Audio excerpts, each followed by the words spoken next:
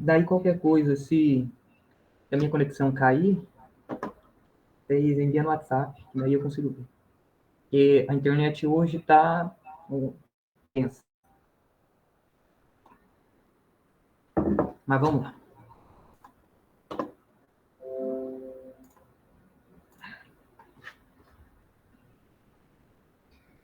Então, nosso último conteúdo antes do nosso recesso, antes da gente poder curtir o nosso Natal e Ano Novo, é aquele mesmo estilo que eu comento com vocês sempre, né? A gente está aqui, todo mundo para aprender, então podem fazer perguntas, ao que eu souber, eu vou ajudando, o que eu não souber, a gente tem os outros universitários aqui também para ajudar a gente, e vamos seguindo, certo? Então, o nosso bloco agora é de cardiovascular. Deixa eu ver se eu consigo pegar meu apontador aqui. Então, olha lá. Primeiro, vamos pensar aqui num caso. Situação hipotética de hipertensão resistente. Então, a gente começa... A terapia começou aqui com um fármaco vasodilatador. Então, o que um fármaco vasodilatador vai fazer? Diminui a resistência vascular sistêmica. Esse aqui é tranquilo da gente conseguir entender, né? Diminuindo a resistência vascular sistêmica, ou seja, se eu dilato os vasos, e tanto a artéria quanto as veias, a gente vai ter uma diminuição da pressão arterial. E aí, como que o corpo vai aumentar a pressão? São dois mecanismos. Ele vai aumentar o volume ao sistema nervoso autônomo simpático. E aí, o que vai fazer? O aumento do sistema simpático também implica no aumento do volume de sangue, porque a gente viu lá aquele mecanismo em que simpático via receptor beta-1 lá no rim, né, aumenta a secreção de renina e vai aumentar o volume de sangue também. Então, o simpático, ele vai agir, na verdade, né, a gente vai ter dois mecanismos de controle. Ou eu vou e faço um controle direto no coração, que vai ser, então, a liberação do simpático, né, a ativação do simpático direto no coração. Então, aumento lá direto no coração. Cadê a minha caramba? Aqui, ó. Aumento da contratilidade cardíaca, aumento da frequência cardíaca. Então, aqui a gente tem o efeito hino e o efeito cronotrópico. Claro que aqui, para aumentar a frequência cardíaca, a gente sabe que intrinsecamente aqui dentro está o efeito dromotrópico positivo. Diminuição da capacitância venosa, a gente sabe que o simpático pode fazer via receptor beta-2. Tudo isso vai fazer o quê? Aumento do débito cardíaco, ou seja, aumento da quanto o coração está conseguindo ejetar. Então, o aumento do débito cardíaco eleva a pressão arterial.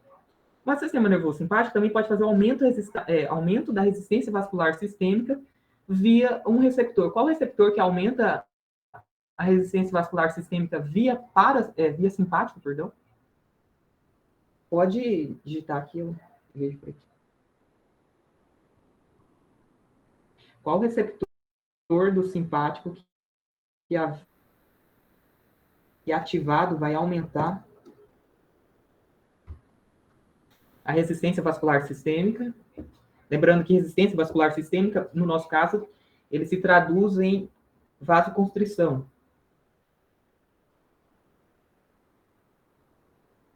Perfeito, o alfa-1, né?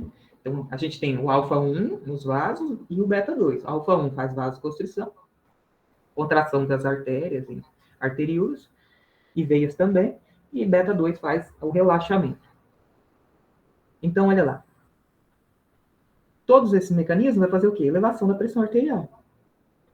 E aqui, do lado do volume de sangue, a gente sabe que tem a questão da renina. Então, olha, veja o simpático liberando a renina, aumento da angiotensina 2, aumento da liberação de aldosterona. Né? A angiotensina 2, ela não tem tanto efeito na questão da reabsorção de água, na verdade, na reabsorção do sódio, né, que vem junto com o cloreto e vem junto da água. Mas a aldosterona tem. A aldosterona tem muito efeito lá para reabsorção de água, então aumenta o volume de sangue. aumento do volume do sangue, olha lá, retenção de sódio, aumento do volume plasmático, elevação da pressão arterial. Então, o que a gente está pensando aqui? Eu estou colocando um fármaco que é vasodilatador para hipertensão, mas olha o que está acontecendo. O corpo está fazendo mecanismos para tentar compensar isso. Ou seja, o corpo está tentando manter a homeostase. É um trabalho que ele faz normalmente. Então, o que está acontecendo? Não está resolvendo. Então, a gente vai lá e afere a pressão desse paciente, a pressão dele continua alta, mesmo com o tratamento, porque a gente tem os fármacos vasodilatadores, né? Então, olha lá. O que você faz agora, farmacêutico? Como que a gente pode trabalhar aí? Se eu já estou usando um fármaco vasodilatador e não está adiantando, a pressão é uma hipertensão resistente, lá, e não está adiantando. O corpo está compensando, a pressão ou diminuiu muito pouco ou diminuiu quase nada. O que a gente faz aqui nesse caso?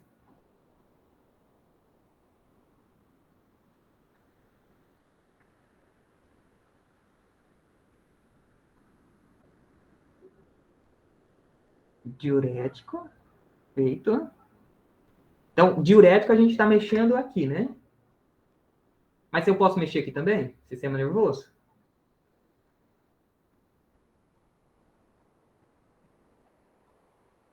O que eu posso usar no sistema nervoso autônomo simpático? Perfeito aí. Então, olha lá. Vamos mexer no volume de sangue, um diurético, como bem a Fabiana disse, e vamos mexer no sistema nervoso com um beta-bloqueador. Então, no fim, a gente pode ter, então, uma associação. Eu coloquei como exemplo aqui, não precisa ser isso, né? Propanolol, furosemida, prazosin. Propanolol, beta-bloqueador, né? como nós já vimos várias vezes. Furosemida, um diurético. Prazosin, um vasodilatador. Alguém já viu essa combinação? Prazosin não é muito, mas propanolol com furosemida?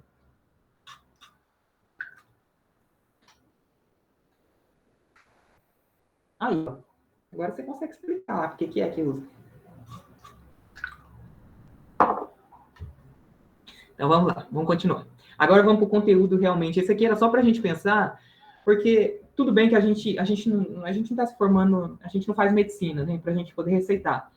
Mas pensando em quem pretende ir para a área hospitalar, participar de residências multiprofissionais, isso aqui é muito importante, porque às vezes, e para a gente entender mesmo, os medicamentos que, por exemplo, a nossa mãe, a nossa avó, nosso tio, nosso avô toma, e a gente poder explicar e a gente conseguir entender, porque às vezes a gente pode, na dúvida, né, vem perguntar para a gente sabe, a gente tem esse tipo de conhecimento. Tudo bem? Eu vou continuar, tá bom? Olha lá, é considerado um paciente polifarmácia.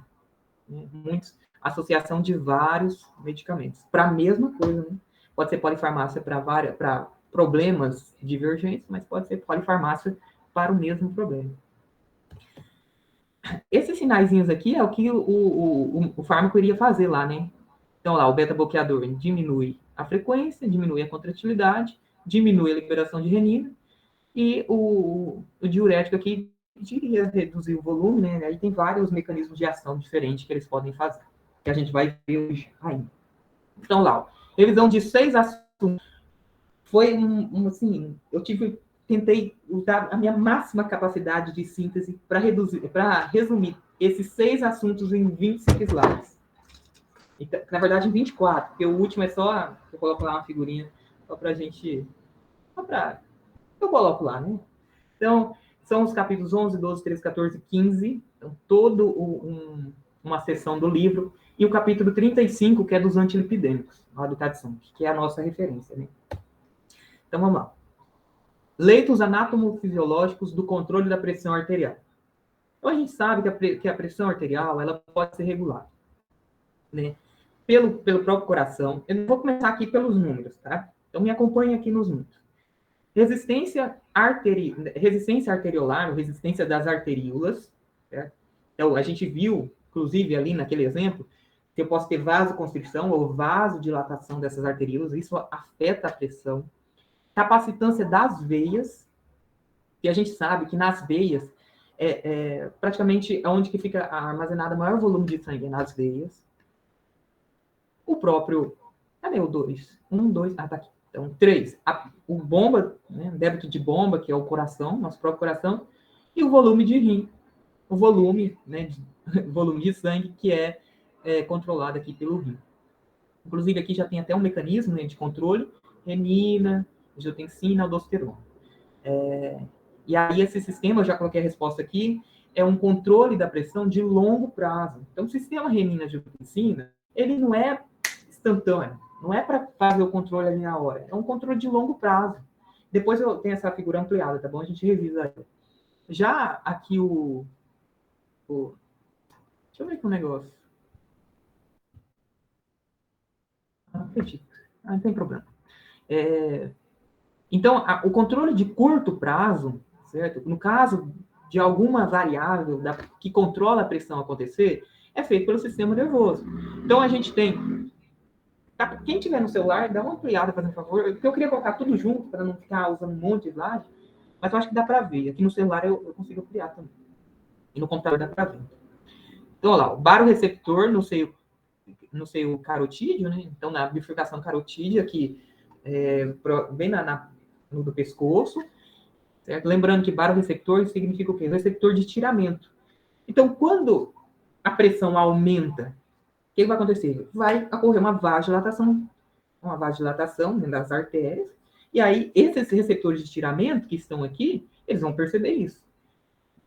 Então, aqui a gente tem um neurônio, né, que é um receptor, ele vai mandar um sinal, a fibra sensitiva, vai mandar um sinal lá para o sistema nervoso, numa área que chama núcleo do trato solitário.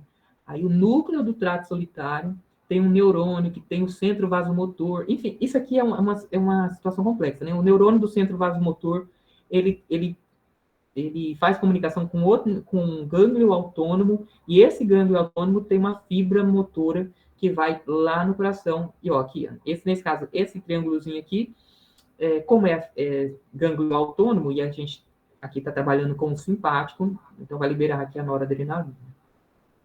E o receptor, olha lá, o receptor alfa ou beta. Então, aqui é interessante porque é assim, esse neurônio aqui, deixa eu ver só qual que é mesmo. Ah, tá. Ó, esse neurônio aqui, ele é um neurônio inibitório. Então, o que acontece? Quando a pressão está normal, esse neurônio aqui, ele está inibindo o sistema nervoso autônomo. Inibindo assim, ele faz o controle, vai inibindo, se a pressão aumenta, claro que ele vai parar de inibir. Mas esse neurônio aqui do centro vasomotor é um neurônio inibitor. Então, o que acontece? Quando ocorre um aumento da pressão e esses baroreceptor, o receptor de estiramento, eles percebem o aumento da pressão, o que vai acontecer? Esse neurônio, na verdade, esse interneurônio do núcleo do trato solitário para o centro vasomotor, ele também é um neurônio inibitório. Só que, olha como ele inibe o neurônio inibitório. Então, no fim, se o neurônio que é inibitório está inibido, o simpático passa a estar ativo. Então, o sistema nervoso autônomo simpático passa, então, a estar ativo e faz o quê? Ele vai ou ele vai aumentar a pressão, então, perdão, esse caso é quando diminui a pressão, né? Diminui a pressão, esse aqui que é inibitório, inibe esse aqui, então o simpático ele passa a estar ativo. Se a pressão aumenta, é só o contrário, né? Esse aqui passa, então, ao invés de ativo, ele vai estar inativo, o neurônio que é inibitório continua inibindo o simpático. Ficou muito confuso, gente? Eu acho que ficou confuso, a minha percepção. Mais ou menos? Quer que repete? Vou tentar repetir. Tá bom. Vou começar repetindo direto aqui. Ó. Então, a gente tem o centro vasomotor, que para a gente aqui é o mais importante. Então, o centro vasomotor, ele tem um neurônio que ele é inibitório. Então, ele inibe o sistema nervoso autônomo simpático, que tem fibras motoras lá para o coração. Então, ele inibe o sistema nervoso autônomo simpático, lá para o coração. Então, quando ele está ativado, quer dizer, então, ele está inibindo. Então, vamos considerar a primeira parte como ele está inibindo aqui, porque ele é um neurônio inibidor. Então, tá inibindo, então não tem um simpático ativo. E seria o quê? A pressão está normal, então ele está inibido, porque ele precisa aumentar a força de contração, a velocidade, a frequência, a velocidade de condução, né, do sistema nervoso. Beleza? Então, ele está inibido. Agora, o que acontece? A pressão, ela cai. O que acontece quando a pressão cai? Esse vaso aqui, ele vai contrair. Então, os receptores de estiramento, então, eles vão perceber que o vaso contraiu. Aí, o que ele faz? Então, se ele percebeu que o vaso contraiu, ele manda o sinal pela fibra sensitiva. Então, dispara aqui um potencial de ação que vai seguir e vai ativar esse interneurônio, que está ligando o núcleo do tratário até o centro vasomotor. E esse neurônio aqui, ele é inibitório também. Então, quando ele está ativado, ele inibe esse neurônio que sai do centro vasomotor e vai até o gânglio autônomo. Só que esse neurônio aqui, do centro vasomotor até o gânglio autônomo, ele é inibitório. Se eu tenho um outro interneurônio anterior a ele, pré-sináptico, que também é inibitório, então inibe o neurônio que é inibitório. E assim, olha lá, o sistema nervoso, então, autônomo, ele passa a estar ativado. Porque se ele estava inibido, veio uma outra fibra, que é inibitória, inibiu o que é inibidor, então ele vai passar a estar ativo. Ele não vai inibir mais o simpático. E aí tem a liberação lá do neurotransmissor, da noradrenalina lá no coração. Ficou mais claro agora? Vou só tirar o caso.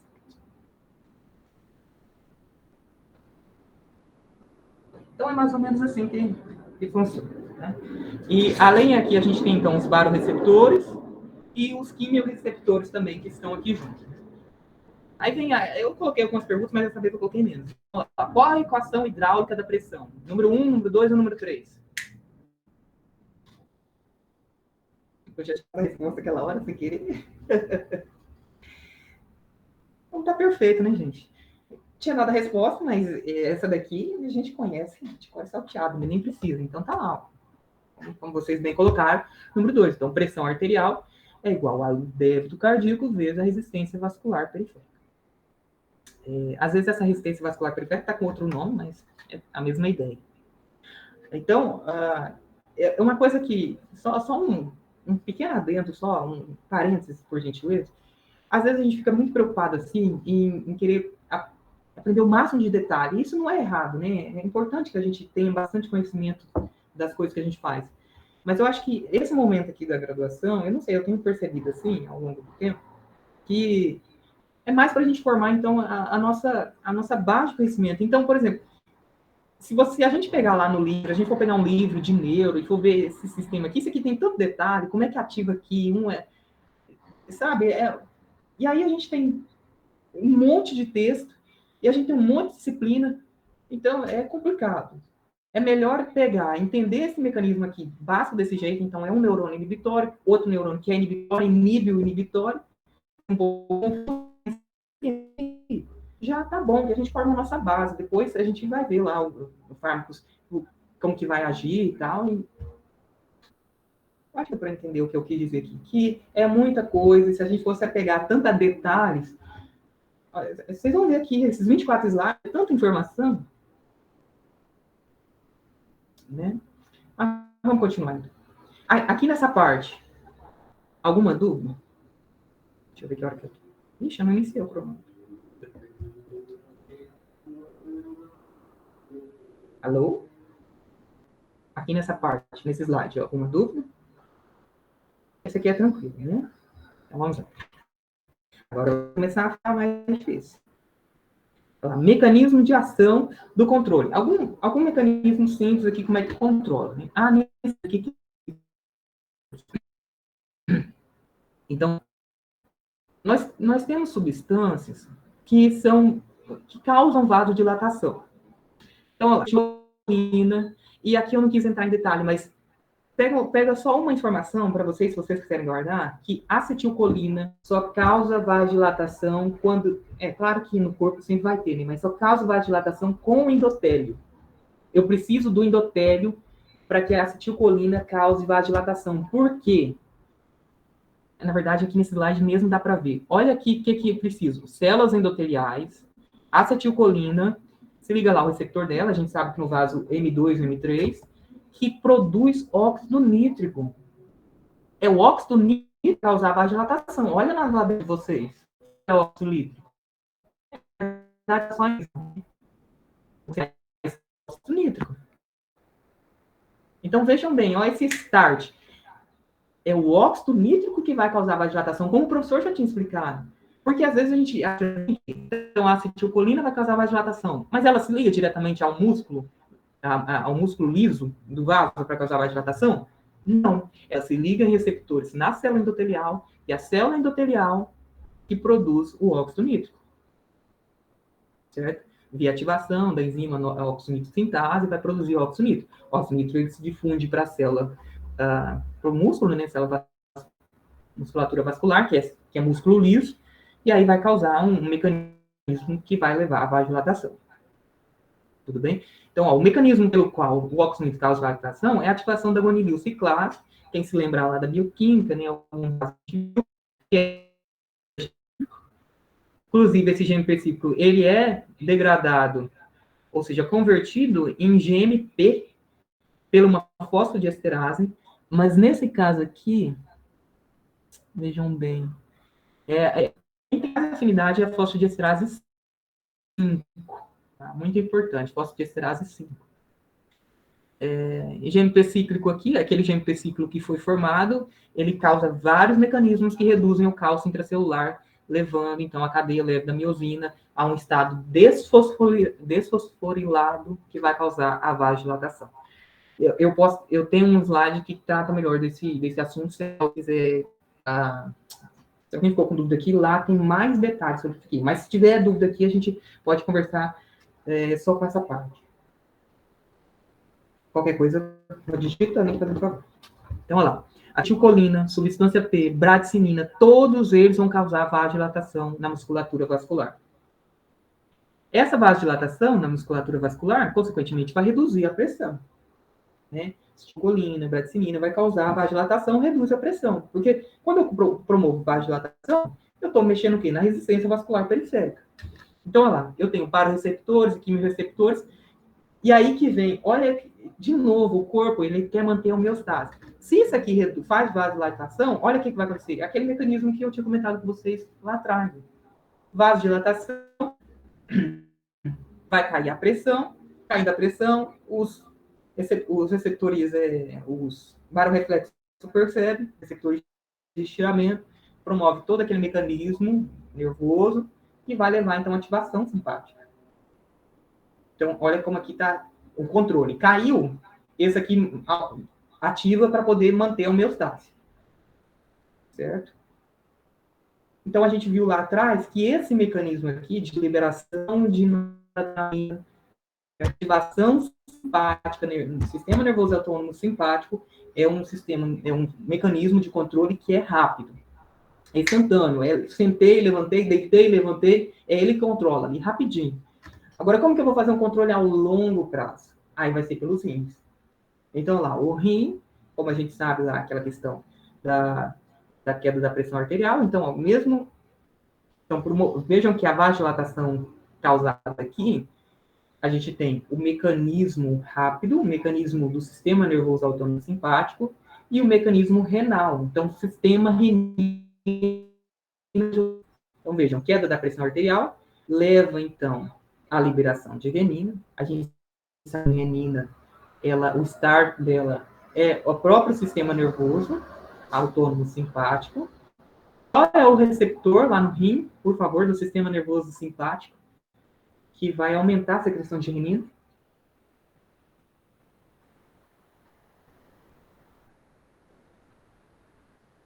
Receptor do simpático no rim,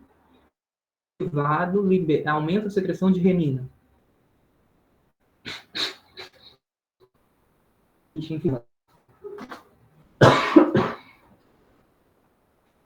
Muito bem. Ah, Deus, passar o Natal. Todo mundo. Olha lá.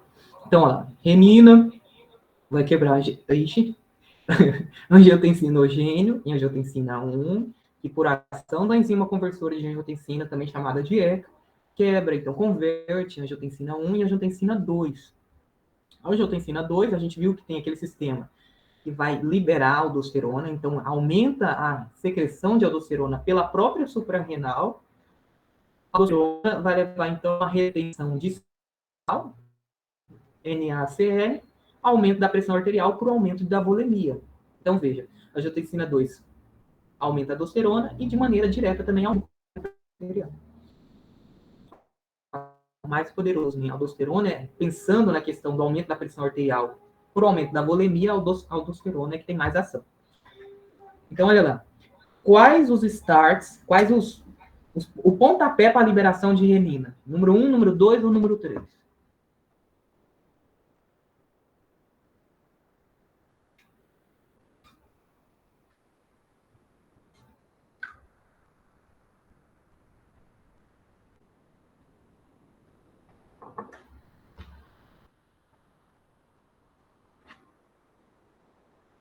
Ah, vocês nem precisam mais de mim, né? Tô brincando. Olha lá. Perfeito.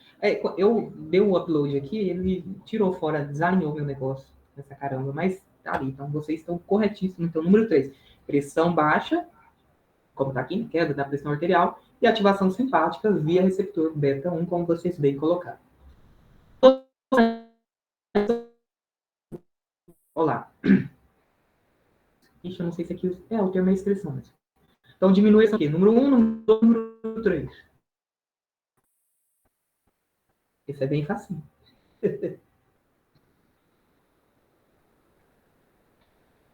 É muito bem, né? Esse aqui é tranquilo. Né? Sobre esse mecanismo de controle rápido. Perfeito, perfeito, Manuela. Sobre esse mecanismo de controle rápido, mais lento, essas substâncias vasodilatadoras aqui, alguma dúvida nessa parte?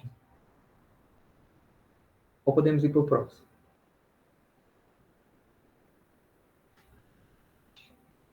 Vou começar com. Não acredito que porcaria. Agora pulou. Desconfigurou tudo meu negócio. Então lá, antihipertensivos. A gente já vai começar com os fármacos, tudo bem? Então, a pressão arterial representa a força que o ventrículo esquerdo precisa fazer para ejetar o sangue das artérias. Só que essa definição é uma definição de pressão arterial sistólica. Porque, vejam bem, a força que o ventrículo esquerdo precisa fazer para ejetar o sangue é a força que ele precisa fazer para vencer a pressão que está na artéria, no caso da aorta, para que esse sangue seja ejetado. Só que essa força é a pressão sistólica, então, quando é a sístole, a contração ventricular. Porque então tem a pressão arterial diastólica, que é quando o ventrículo ele relaxa. Então, quando ele relaxa, a gente sabe, a gente viu lá na fisiologia, quando ele relaxa, a partir do ponto em que a pressão no ventrículo fica menor do que a pressão no vaso, o que vai acontecer? A válvula. Aí tem aquela discussão se é válvula ou válvula, mas enfim. A válvula aórtica, ela fecha. E aí a gente tem a pressão arterial, no caso, diastólica. E a gente tem a pressão arterial média, que a gente faz, então, uma média entre a histórica e diastólica, né? Que o normal é ali tá 120 por 80 milímetros de mercúrio, como a gente bem sabe. Então, lá, o que é a hipertensão? É uma doença multifatorial em que o não tratamento resulta em problemas como acidente vascular cerebral, insuficiência cardíaca congestiva, infarto, doença vascular periférica e lesão renal aguda e lesão renal crônica. Se eu falar algum termo aqui errado, por favor, me corrija. Então, a pressão, o tratamento de hipertensão, os antihipertensivos, os maiores, a maior classe de medicamentos que a gente vai ver. Porque eles podem agir direto no coração, eles podem agir nos vasos, mais nos vasos, ou eles podem agir mais no rim. Então, eles agem nesses 3 pontos: coração, vasos e rim. Então, vejam lá. Aqueles que vão agir direto no sistema nervoso autônomo simpático, esses não são muito utilizados. Por quê? Porque deprimem todo o simpático, em todo o corpo. Então, lá, terminações nervosas simpáticas. Guanitidina, guanadrel, reserpina. Guanitidina e reserpina nós já vimos. certo? Aqui eu vou passar bem mais rápido sobre eles. Aqueles que agem no receptor beta do coração, mas aqui não colocou qual beta que é do coração. Qual é o beta do coração, por favor?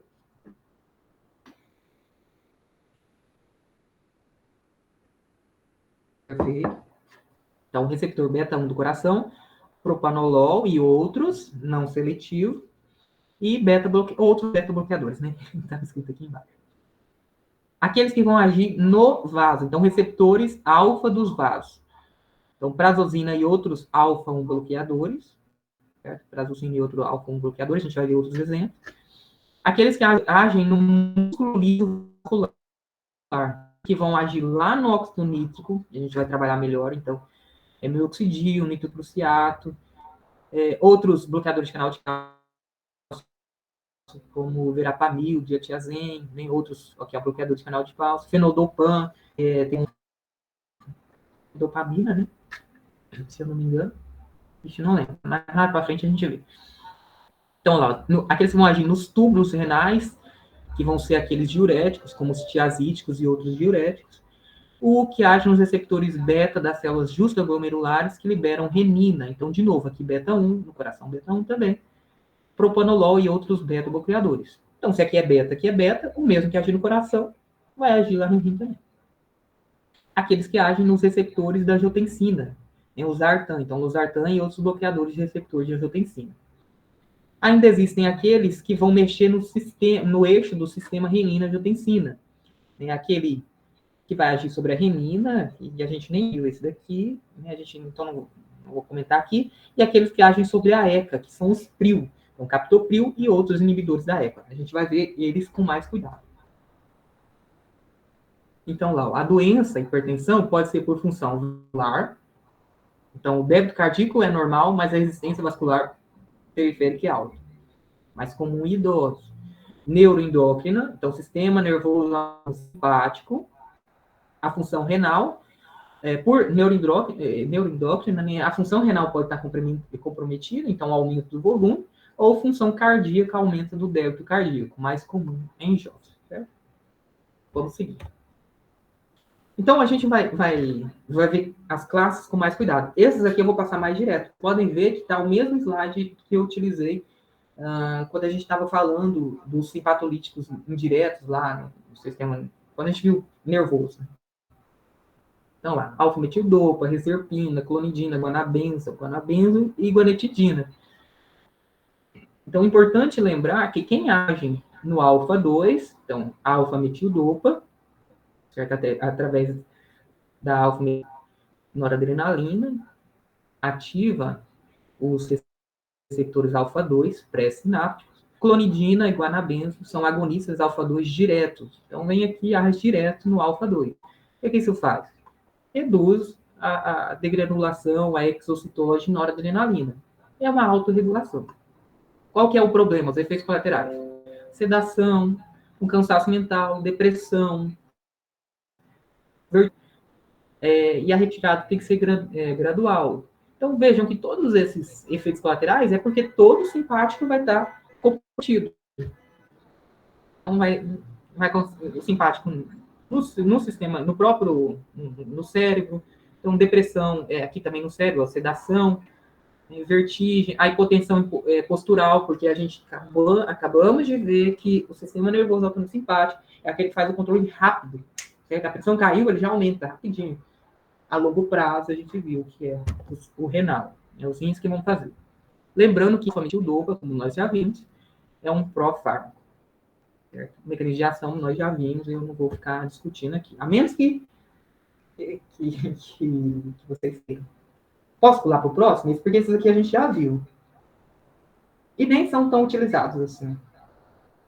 Pode, então? Então vamos para o próximo.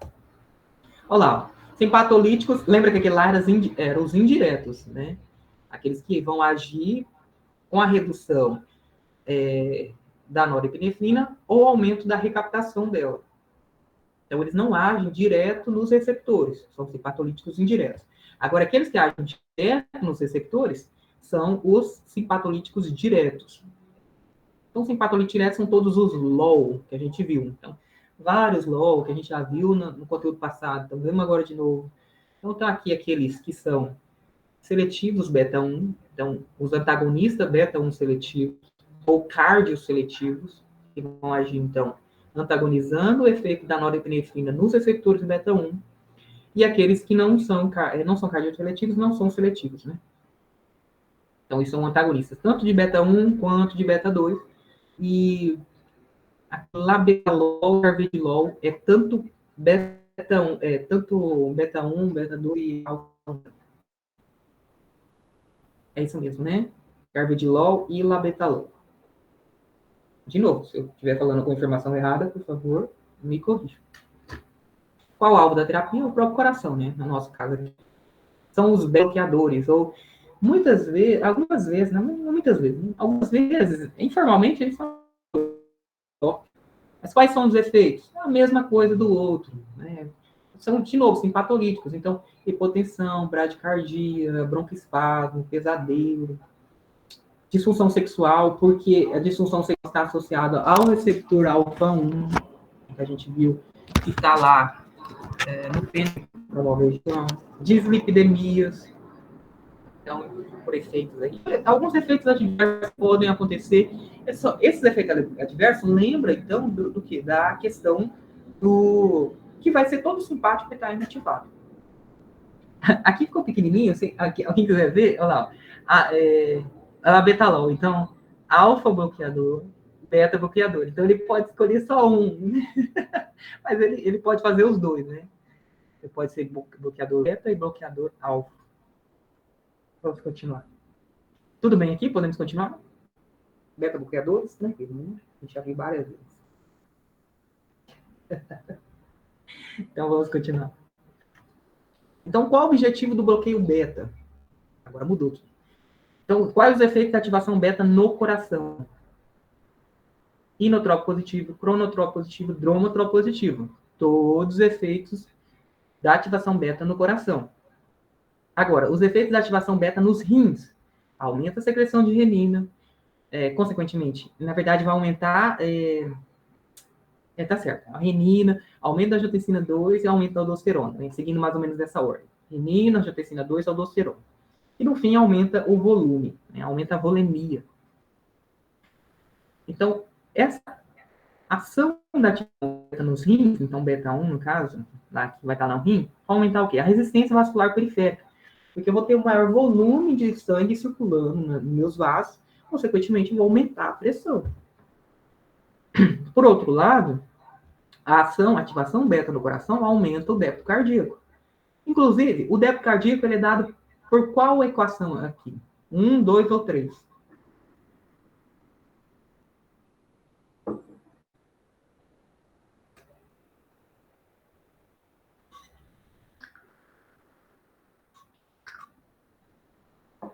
Vamos lá, muito bem. Opa, a resposta está lá no fim. Mas, mas vocês estão certos. Porque lembra sempre que, para lembrar da fórmula, lembra sempre, débito cardíaco é quanto que de sangue que o coração está ejetando por intervalo de tempo. Então lá, o volume sistólico, quanto que ele está ejetando, multiplicado pela frequência cardíaca. Ou seja, quantas contrações ele está fazendo. Isso vai dar o nosso débito cardíaco. Então, se eu mexer no volume sistólico, mexo no débito cardíaco, mexo e mexo na pressão. Se eu mexer na frequência cardíaca, mexo no débito cardíaco, mexo e, consequentemente, mexo na pressão arterial. Tudo bem? Então, o que a gente vai fazer? Os beta block, já que tudo que aqui está aumentando, a ativação beta está aumentando. Desculpa, está certo. A ativação beta no coração está aumentando o débito cardíaco. E a ativação beta no rim está aumentando a resistência vascular periférica. O que eu faço? Bloqueio isso aqui. Então, esse beta bloco vamos fazer. Olha lá a resposta, como vocês bem colocaram, corretamente. Então, número 1. Então, o problema dos beta block não seletivo são os asmáticos, porque nós vimos, inclusive no conteúdo passado, que os asmáticos, por conta dos receptores beta-2 que existem no pulmão, que causam a dilatação, quando eu faço a inibição beta, eu posso ter um problema com os asmáticos, que pode ter uma broncoconstrição. Olha lá. Labetalol e carvedilol, como eu já tinha comentado, são antagonistas de receptor beta e alfa-1. Pindolol, practolol, oxprenolol, alprenolol, acebutolol são ASE. Lembra? atividade simpatomimética intrínseca, melhores para insuficiência cardíaca congestiva quando são utilizados beta-blocks para ICC. Lembra, atividade simpatomimética intrínseca é atividade do agonista parcial, como bem a Júlia tinha colocado, falou naquele dia, né, da aula. Ou seja, eles ativam, produzem segundos mensageiros, mas produzem em menor quantidade. Não é uma, como a gente pode dizer, não é uma ativação plena, é parcial. Tudo bem nesse slide?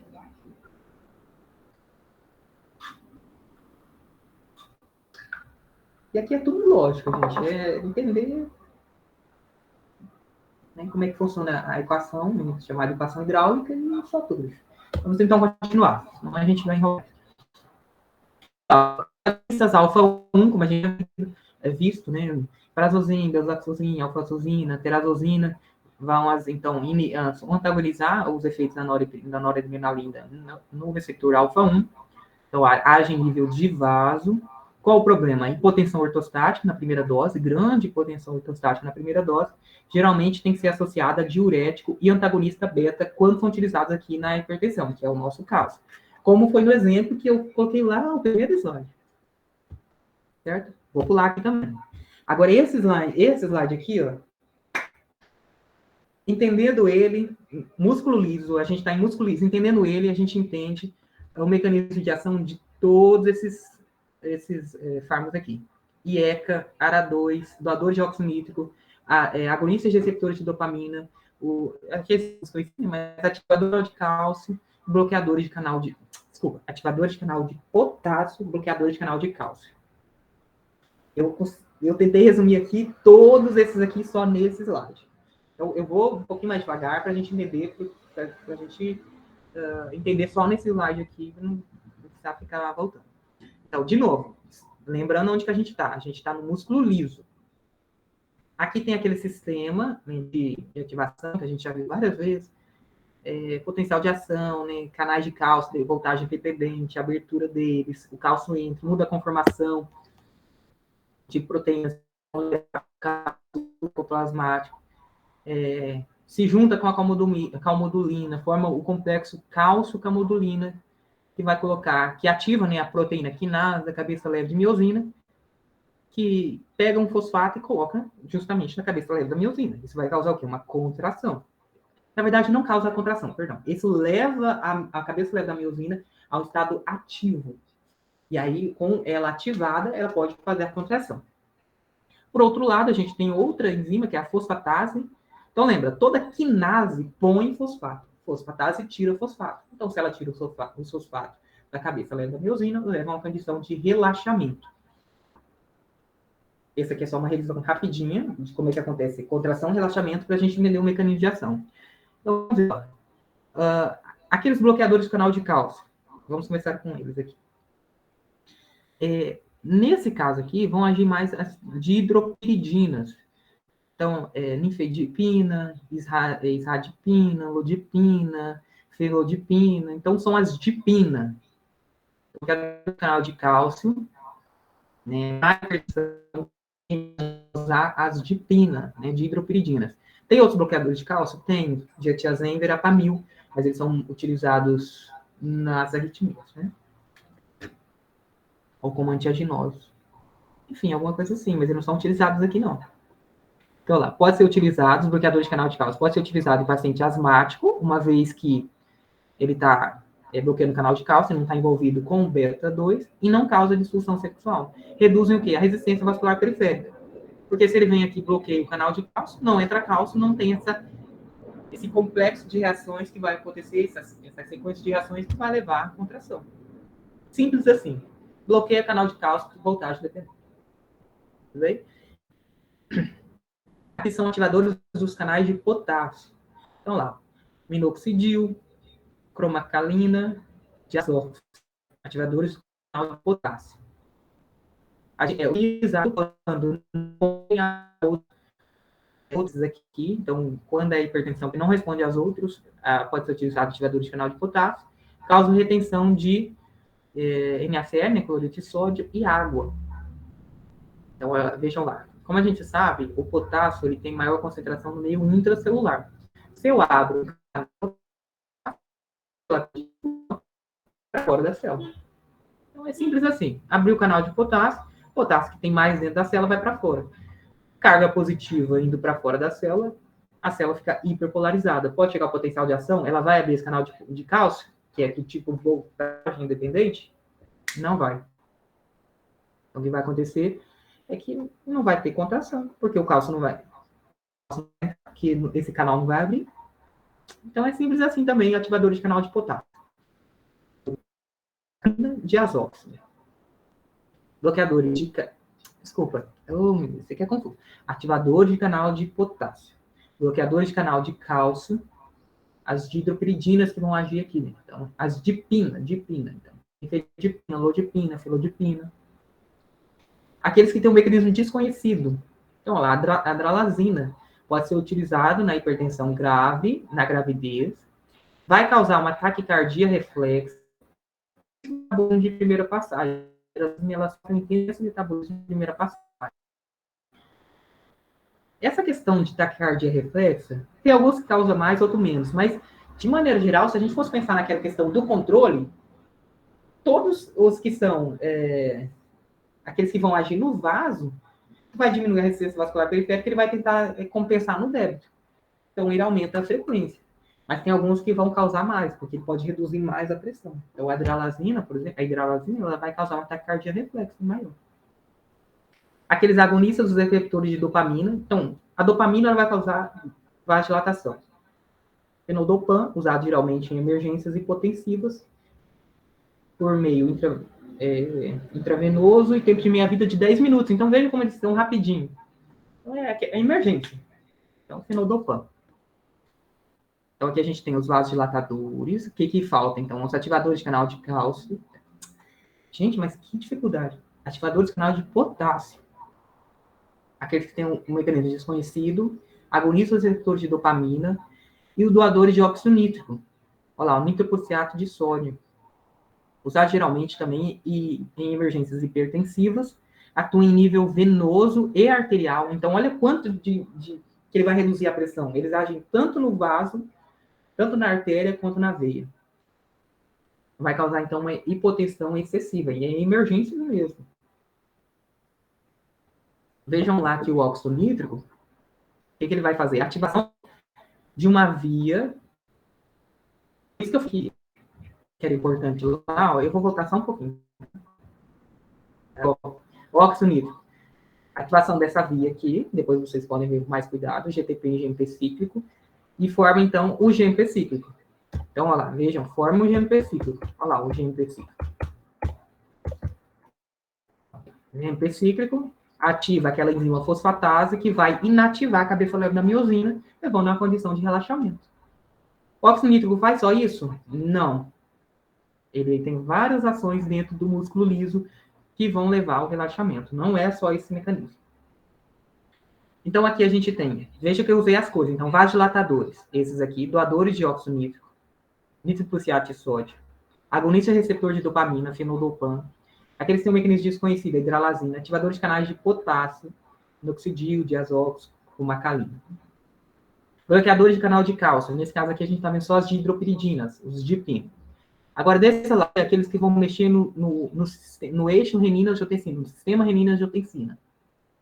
Lembrando que não se mexe no eixo da angiotensina 2 em mulheres grávidas ou aumentando. A gente não faz isso. Então, quando tem esse izinho aqui na frente, é inibidor. Então, inibidor da ECA, enzima. Quem são? São os PRIO. PRIO. O captopril, enalapril, benazepril.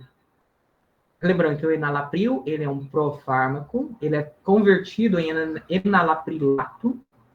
Então, eles vão reduzir a resistência vascular periférica, reduzem a hipertrofia cardíaca e não afetam a contratilidade. Então, veja lá. A gente tinha visto que a ECA era aquela enzima que ia converter a angiotensina 1 e a angiotensina 2. Mas a ECA também ela pode converter bradicinina em peptídeos inativos. Certo? Lembra que tem o cininogênio, por ação da calicreína, vai formar bradicinina, e a bradicinina ela é degradada pela ECA. Quais são, então, as ações da ECA? duas ações. Conversão da angiotensina 1 em angiotensina 2, degradação da bradicinina em peptídeos inativos. Se eu venho aqui e bloqueio essa enzima, o que vai acontecer? Não vai formar angiotensina 2, não vai formar peptídeos inativos, vai sobrar bradicinina. Isso é bom? Muito legal, porque eu quero. Por quê? Porque a angiotensina 2, quando ela se liga lá no seu receptor, claro aqui, né, no receptor AT1, vai levar a um mecanismo de... No fim, vai levar também a contração. A angiotensina 2, quando ela se liga no receptor, leva a um mecanismo de contração. E também a angiotensina 2 tem aquela questão da aldosterona, ativação simpática, enfim, tem várias ações. Que no fim vai aumentar a pressão. Por outro lado, a bradicinina, quando ela se liga no receptor B1, receptor da bradicinina B1, leva a uma condição de relaxamento. Então, a angiotensina 2 vai, no fim, levar a uma constrição. Bradicinina, ligando ao receptor B1, vai levar ao relaxamento. Então, inibidores da ECA são muito bons, porque eles não vão produzir a angiotensina 2, que vai, por meio do AT1, levar a uma condição de contração, e não vai produzir, e vai sobrar a bradicinina, que quando ela se liga ao receptor B1 dela, vai dar ao relaxamento. Só qual o problema? Aqui, ó, acúmulo de bradicinina causa, então, uma tosse, né? Uma tosse seca, que é chamada tosse de bradicinina, ou tosse por bradicinina. Eu não quero mexer na ECA. Então, o que eu vou fazer? Posso aqui bloquear direto o receptor. Então, lá, antagonista do receptor de angiotensina 2, o ZARA2 ou BRA, bloqueador de receptor de angiotensina. São os ARTAN, losartan, iberzapan, valsartan ou mesartan. Então, eles podem causar edemas por mecanismo desconhecido, não causam a tosse por acúmulo de bradicinina e inibem totalmente os efeitos da angiotensina 2, porque vai aqui se liga no receptor da angiotensina. Vai causar a vasoconstrição que a angiotensina faz e todos os efeitos da angiotensina. Então, ó, vejam aqui, de amarelo, aqueles fármacos que estão mexendo no sistema renina-angiotensina. O ZIECA, PRIO, inibidores da enzima conversora de angiotensina, os antagonistas do receptor de angiotensina 2, os ARTAN, bloqueadores de canal de cálcio, as hidropiridinas, dipina, e os desconhecidos, né? Aquele que tem o mecanismo desconhecido, os ativadores de canal de potássio, que são a minoxidil, diazóxido, desconhecido hidralazina, agonistas dos receptores de dopamina, fenodopan, e os geradores de óxido nítrico, aqui o nitroprusiato de sódio. Posso pular para o próximo?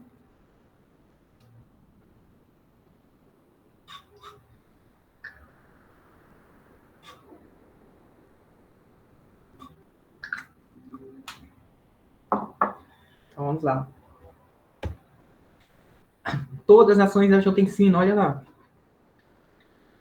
A gente vai dar de eletrólitos, então de sódio, de cloreto, de potássio. Desculpa, aumento da reabsorção de sódio e cloreto e excreção de potássio, então retenção de água. Liberação de aldosterona, secreção de aldosterona pela suprarrenal. Vasoconstrição arteriolar, aumenta então a pressão sanguínea. E liberação do ADH, lembra? Do hormônio antidiurético, aquele que vai levar então a uma absorção maior de água, por exposição das apoporinas. Não vou entrar nesse assunto, porque é um assunto delicado, de fisiologia, que não vem ao caso. Então, vamos continuar. Já pulamos de categoria, já estamos nos fármacos e esse slide mesmo, dos fármacos cardiotônicos, tá bom? Então, olha lá. Isso aqui é uma gracinha, né? Olha lá. Então, na insuficiência cardíaca congestiva, o coração ele não consegue injetar o sangue suficiente para perpetuar nos órgãos periféricos. Então, a ICC ela tem a classificação, né? 1, 2, 3, depois você dá uma olhadinha lá no ICC. 1, 2, 4. E aí, os fármacos que são utilizados são os glicosídeos cardíacos, que é o que a gente vai ver aqui, os IECA, que acabamos de ver ali atrás, conversora de angiotensina, Antagonistas beta-adrenérgicos, a gente já viu, né, aqueles de ação direta e indireta. Agonistas inotrópicos, que a gente vai ver aqui, só o exemplo, mas na verdade a gente já viu também.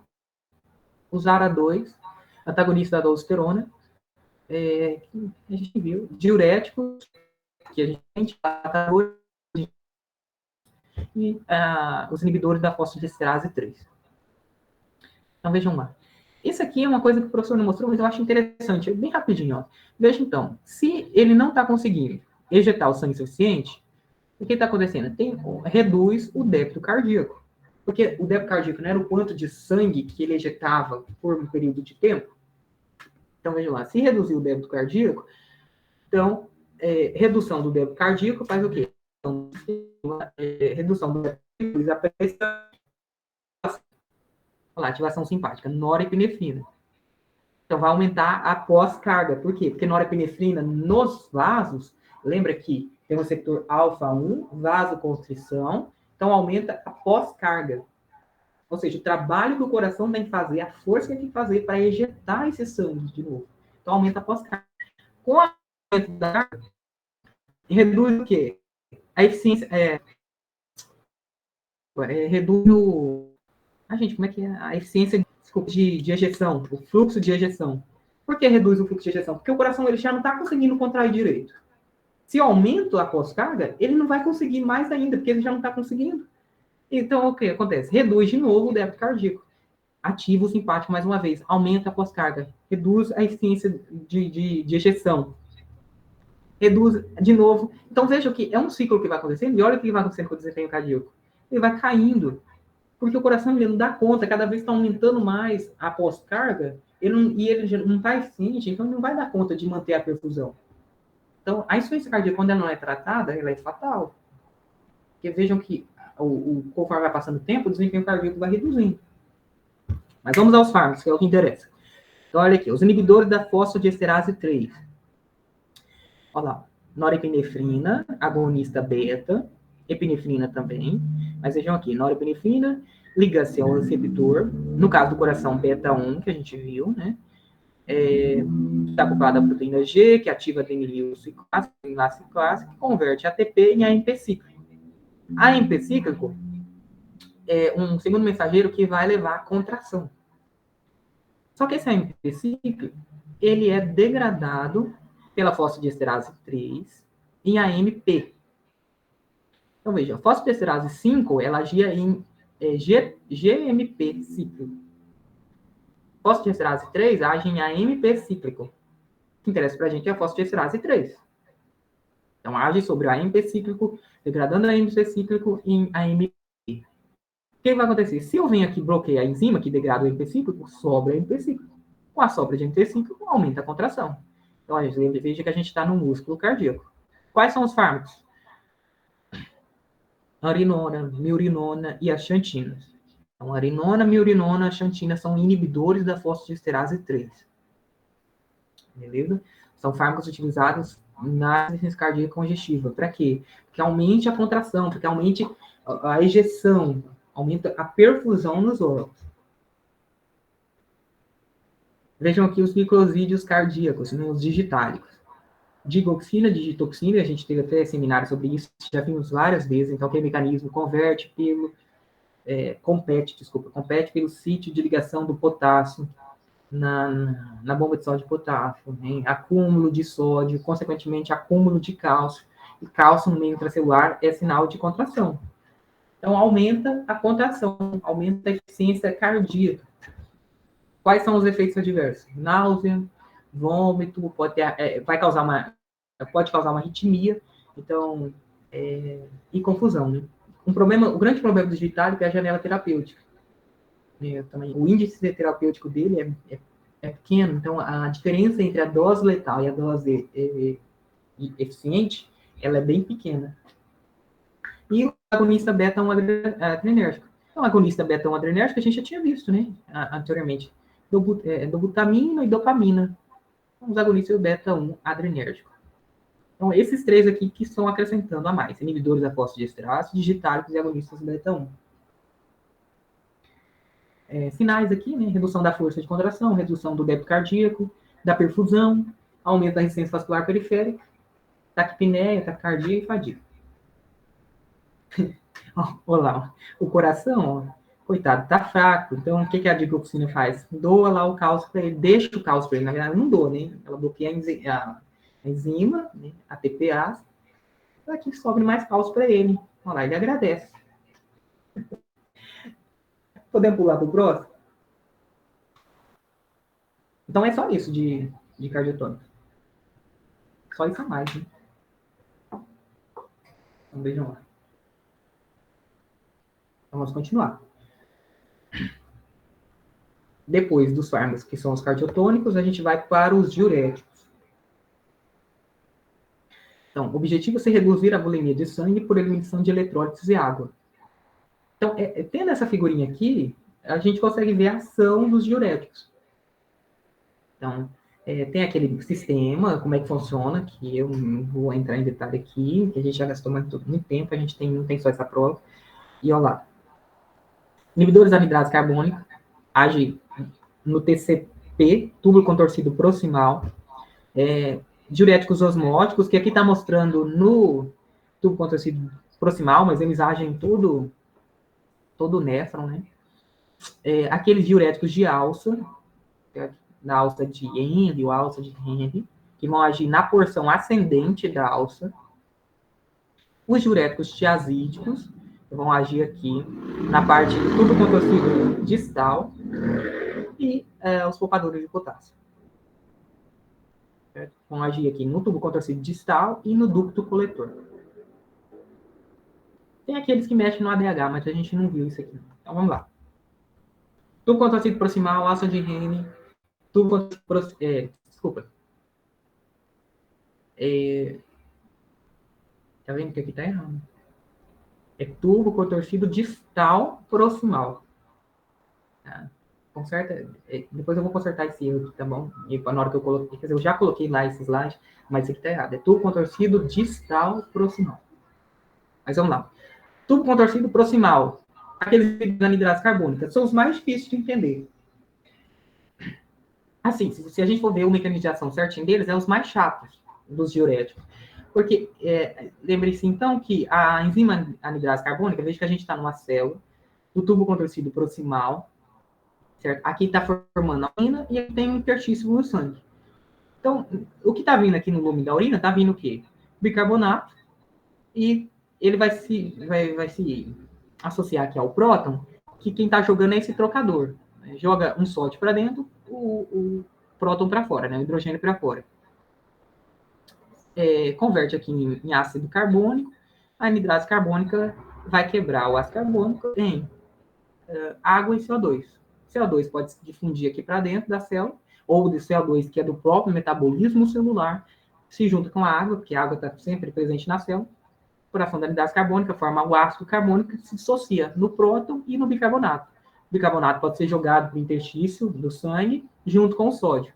Então, vejam, tudo está indo junto com o sódio. Por quê? Porque tem uma bomba que está gastando energia jogando o sódio com o gradiente de fusão dele. Nosso corpo, eu já comentei várias vezes, o nosso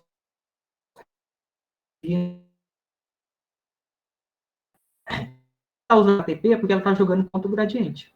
Então, veja, maior concentração de sódio fora, menor dentro. Então, se ela está jogando contra o que seria o normal, que seria o sódio entrar, então ela tem que usar ATP.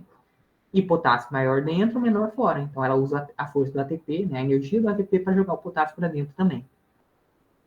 Então, o que a gente faz? Se a gente inibe a anidrase carbônica, sobra ácido carbônico e o próton.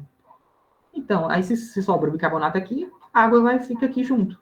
Quem são eles? Acetosalamida, metazolamida, diclorfenamida. Então, são as amida, acetosalamida, metazolamida, diclorfenamida.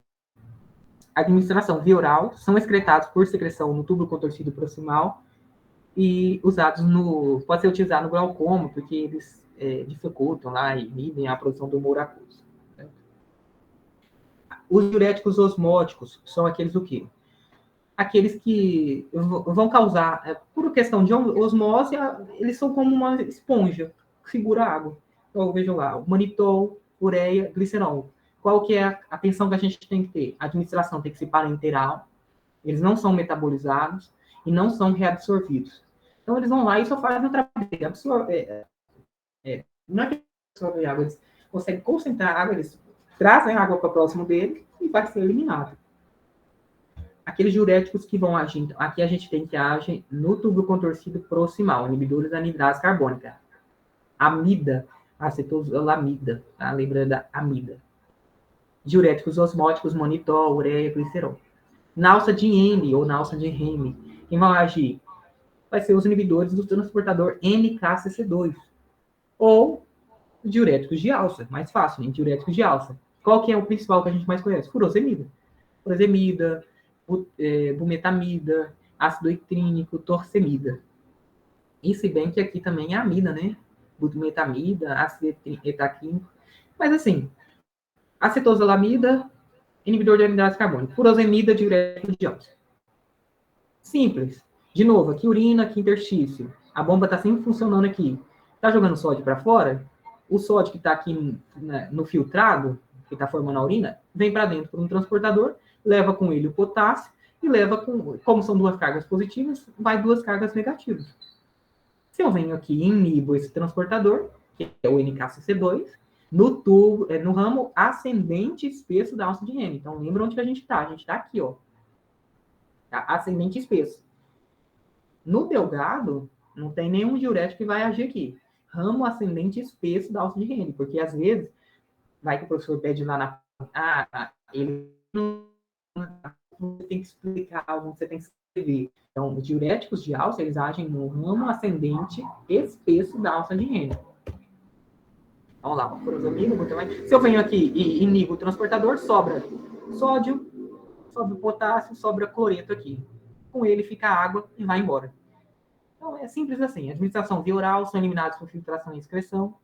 E tem interação com os anti-inflamatórios não esteroidais, probencida. Os efeitos indesejados, hipocalemia, porque o potássio vai junto. Ototoxicidade, não explicado. Hiperuricinemia, porque tem a questão do cálcio lá, né, isso aqui. E hipomagnesemia, né? Por conta do magnésio aqui também. Vejam que, então, a gente tem aqueles do tubo contorcido proximal, inibidores da anidrase carbônica, aqueles que agem todo néfron, diuréticos osmóticos, inibidores do transportador NKCC2, diuréticos de alça, principalmente furosemida. Lembra de furosemida, diurético de alça? Vem aqui e inibe esse transportador. E no tubo contorcido distal, na parte mais proximal desse tubo, a gente tem os diuréticos tiazídicos. Eles também são inibidores de um transportador, só que nesse caso, o NCC. Eu não concordo com esse nome, NCC, porque, veja, não é dois. Porque aqui, por exemplo, pode ser NKCC2, porque são dois cloretos. Agora aqui é NCC, mas, enfim, deve ser por causa do inglês, alguma coisa assim, de transportador. Enfim, o transportador vem aqui, inibe o transportador. O que o transportador faz? Joga sódio para dentro, de novo, ó, vejam. Joga o sódio para dentro, joga o cloreto junto, a bomba de sódio de potássio trabalhando. Para reduzir o sódio aqui dentro, porque o sódio ele dá com o gradiente dele, a favor do gradiente dele. Se aqui tem mais, aqui no filtrado tem mais, agora já está quase urina. Se no filtrado tem mais, dentro da célula tem menos, ele vai facilmente, ele entra. Não precisa de energia para isso. Ele leva junto com ele o cloro. Se eu venho aqui e inibo, sobra sódio, sobra cloro, sobra cloreto de sódio, sobra água aqui, a água vai embora. Diurético, tiazídico. Age no tubo contorcido distal proximal. Quem são eles? Aqui, ó, o principal. Hidroclorotiazida. Quais outros? Clorotiazida, ortalidona, triclorotiazida, hidroflumantiazida. Mas principalmente aqui, ó, hidroclorotiazida. Se tiver que lembrar de um tiazídico, hidroclorotiazida. Tiazídicos, hidroclorotiazida. Administradas são via oral, são eliminadas e aumenta a reabsorção de cálcio.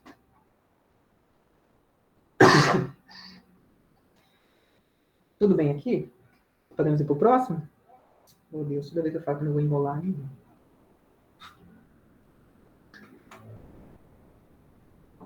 Sim? Vamos lá. Então, a gente já passou tubo contorcido proximal, alça de Henle, tubo contorcido distal proximal. O que está faltando? Tubo contorcido. Mas que caramba, eu deixei tudo proximal. É o tubo contorcido distal, a parte final dele. Depois eu vou consertar. Então, vai ser tubo contorcido distal final. Se alguém estiver anotando, anota aí, corrija, por favor. Tubo contorcido distal final e ducto coletor. Tem você os diuréticos com agilar. São os poupadores de potássio. Tá? Isso aqui não se importa com isso aqui. Tá? Isso aqui é só uma curiosidade que trazendo. São os inibidores, antagonistas da hormônio antidiurético. Mas aqui, ó, isso aqui é o que interessa pra gente. Poupadores de potássio. Por que eu uso um poupador de potássio? Porque os outros diuréticos, como eles mandam sódio, cloreto, e o potássio vai junto. Então pode causar hipocalemia. Então, esses diuréticos aqui, poupadores de potássio, eles resolvem esse problema. Tem aqueles que são bloqueadores de canal de sódio. Vem aqui, bloqueia direto o canal de sódio. Lembrando que a gente está no, veja, túbulo coletor, nesse caso aqui, mas o túbulo contorcido distal final também tem essa propriedade. A gente está nas células principais, certo? Um transportador de sódio. A gente vem aqui, amilorida triantereno, vem aqui, inibe. O sódio fica aqui fora e vai embora. Certo?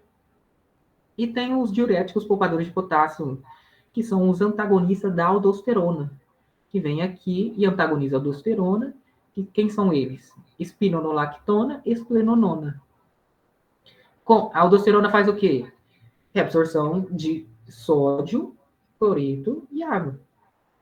Se eu venho aqui e inibo a ação da aldosterona, se eu venho aqui e ele antagoniza o efeito da aldosterona, o que vai fazer? Não vai haver a reabsorção de sódio. O sódio vai embora. E o potássio, ele fica, por quê? Porque, ó, veja que a bomba de sódio e potássio, ela tá... Esse maisinho aqui era do efeito da aldosterona, tá bom? Lembra que a aldosterona, ela abre mais canais de sódio e coloca a bomba de sódio e potássio para trabalhar. Por quê? Porque se eu reduzo mais ainda a concentração de sódio aqui dentro, o sódio vai entrar mais. Então, veja aqui, a aldosterona, ela joga mais sódio para o sangue, ou, consequentemente, joga mais água e joga mais potássio para fora. O potássio está indo embora. Se eu venho aqui inibe o efeito da aldosterona, então o que vai fazer? A bomba de sódio de potássio, eu travo ela, ou diminuo a atividade dela. Então, ela não vai diminuir tanto a concentração de sódio aqui dentro, não vai vir tanto sódio para dentro. Consequentemente, se não vai vir tanto sódio para dentro, porque ela está rodando devagarzinho, não vai tanto potássio para fora. Tá vendo? Poupador de potássio. Ou vem aqui, bloqueia o canal de sódio mesmo. Bloqueia o canal de sódio, o sódio não está entrando, a bomba de sódio e potássio não vai ter o quê? Com o que trabalhar, porque ela joga o sódio que está dentro da célula para o interstício. Se ela não tem com o que trabalhar, ela não vai jogar o potássio. O potássio não vai embora. Então fica aqui. Diuréticos, poupadores de potássio. A amilorida triantereno age aqui nos canais de sódio. Lembrando que a gente está na célula principal, aqui no caso do túbulo do coletor. E espironolactona e esplenonona, que são antagonistas da aldosterona. Administração também via oral, eles sofrem metabolização hepática. Podemos ir para o próximo?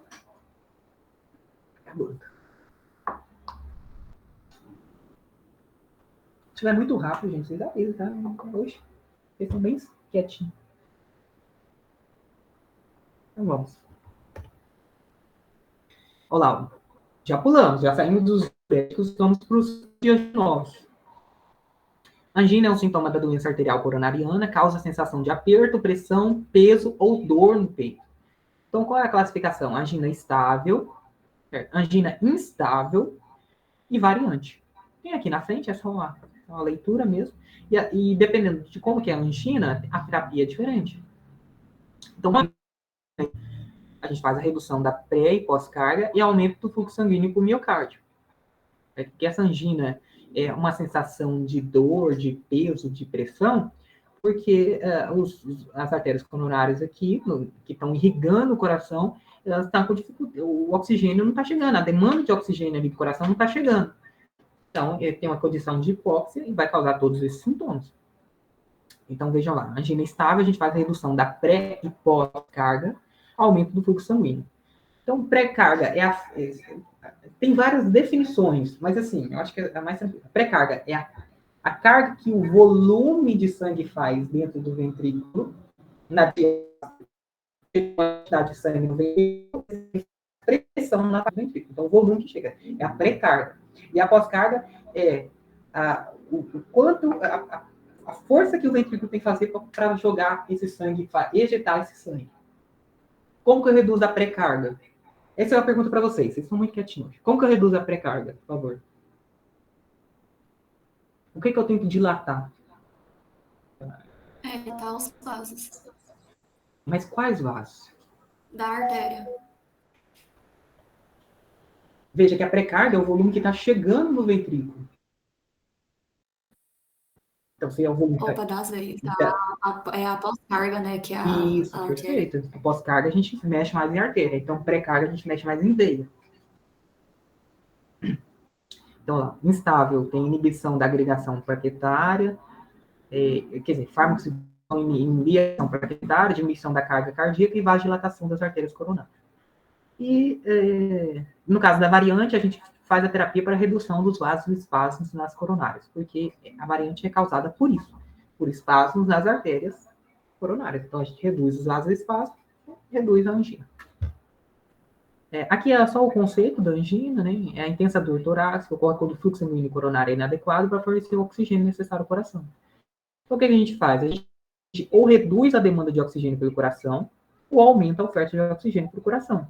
Quais os fármacos a gente vai usar? Bloqueador de canal de cálcio, beta-bloqueador e nitratos. Vamos ver a ação de cada um deles. Olha aqui os nitratos. O óxido nítrico, quanta coisa que ele faz. A gente já tinha visto essa coisa aqui, ó. Essa via do GMP cíclico, com ativação da fosfatase de miosina que levava ao relaxamento. Então, mas olha quantas coisas mais o óxido nítrico consegue fazer. Então, o que ele faz? Ele ativa um trocador só de cálcio. Não, primeiro, vamos entender o raciocínio aqui. O que o óxido nítrico vai fazer? Ou ele nem deixa o cálcio, desculpa, ou ele nem deixa o cálcio entrar, ou ele tira o cálcio de fora da célula. Certo? Na verdade, são três. Ele nem deixa o cálcio entrar, ou tira o cálcio de fora da célula, ou faz esse mecanismo aqui de aumento do GNP cíclico, ativa a fosfatase da cabeça leve da miosina. Vamos ver. Como que ele não deixa o cálcio entrar? Aqui, ó. Abre canais de potássio. Abertura de canais de potássio, a gente já viu. Carga positiva para fora, hiperpolarização. O canal de cálcio, ele é de que tipo? Pergunta para você. Esse canal de cálcio aqui, ó. É de que tipo?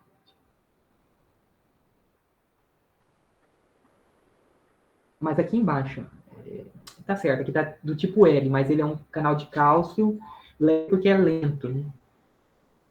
Mas tem outra coisa, que tem a ver com a hiperpolarização que vai acontecer aqui.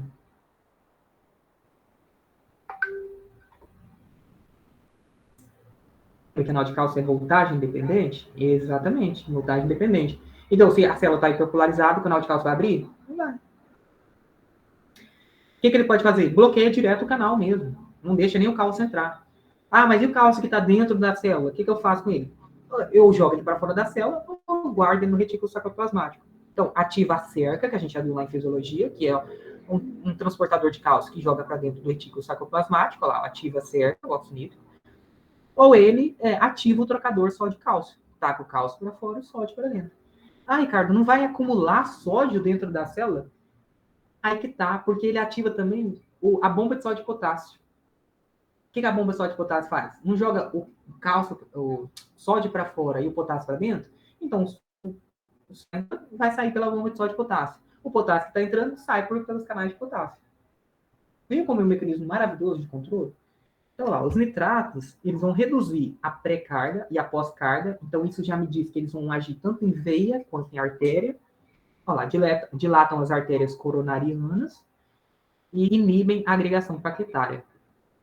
Eu tenho uma pergunta para vocês. Por que esses fármacos é importante que eles inibam a agregação plaquetária?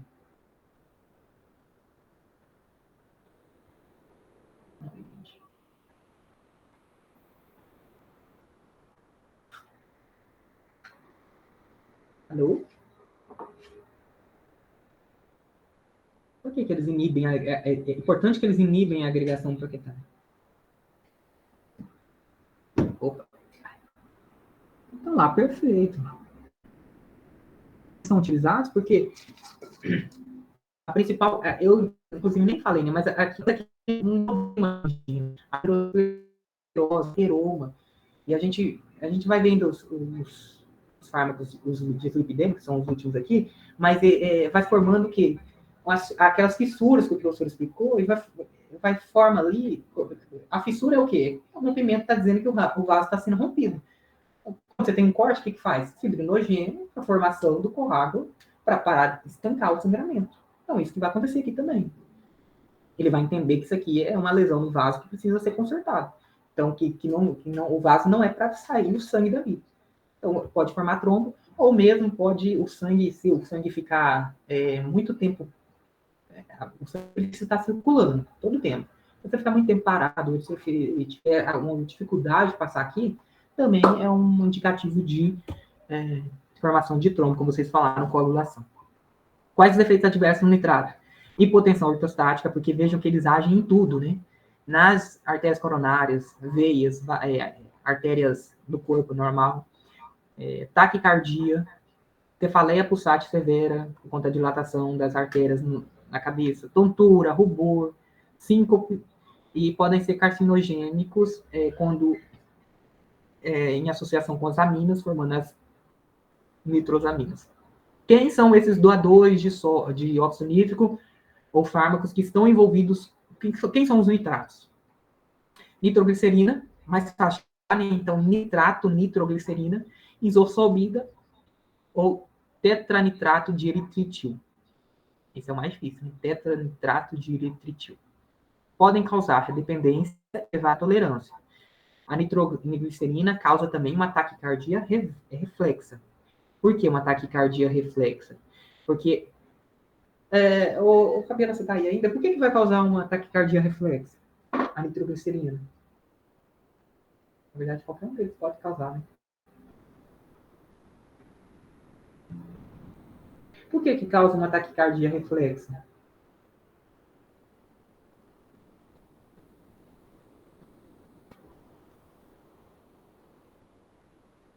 Por que a nitroglicerina vai causar uma taquicardia reflexa?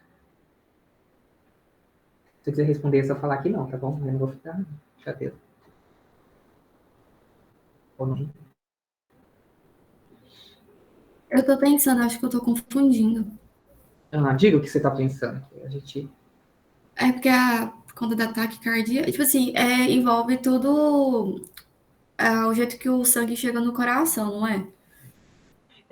Então a gente está reduzindo aqui tanto pré-carga, pós-carga, né? Então, como reduz a carga e a pós-carga, então reduz a quantidade de de sangue que chega no coração. Isso, então, se eu estou reduzindo a pré-carga e pós-carga, indiretamente eu estou dizendo que está dilatando as veias e as artérias, né? Sim. Aquela equação lá, pressão arterial, débito cardíaco, resistência vascular periférica, no que a gente está mexendo aqui nesse caso? Na resistência e no débito, né? No caso, aqui, quando a gente está mexendo, no caso aqui, da pré-carga e pós-carga, dilatação das artérias coronarianas, a gente está mexendo mais na resistência, concorda? Se eu estou dilatando, está diminuindo a resistência. Sim. Mas o corpo ele não quer manter a pressão normal? Também. Então, por que então está formando essa taquicardia reflexa? Ele está tentando fazer o quê? Aumentar o débito. Lembra que aumentar o débito é o sistema nervoso autônomo simpático? Uma das coisas é aumentar a frequência cardíaca para aumentar o débito? Sim. Olha lá, aumenta a frequência cardíaca, uma taquicardia reflexa. Como deixa eu só olhar aqui que eu tinha visto só que chegou aqui, a Júlia tinha falado, né? Reflexo da dilatação das coronárias e também por conta da pré-carga e pós-carga que está junto com o que a Júlia colocou ali também. Então, tudo bem aqui? Tudo bem, Fabiana, com essa questão? Não, sim, tá certinho. Entendi, sim. Certo? Então, porque se a gente está mexendo na resistência vascular periférica, o corpo ele vai tentar compensar no débito cardíaco. Tem que sempre lembrar da homeostase. Sempre lembrar.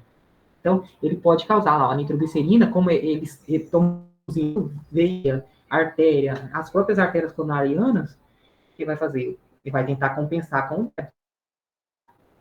Então, o débito cardíaco, ele vai tentar aumentar o débito cardíaco. Com isso, ele aumenta a frequência. Todos aqueles efeitos do sinal. Inotrópico, nonotrópico, bromotrópico, enfim.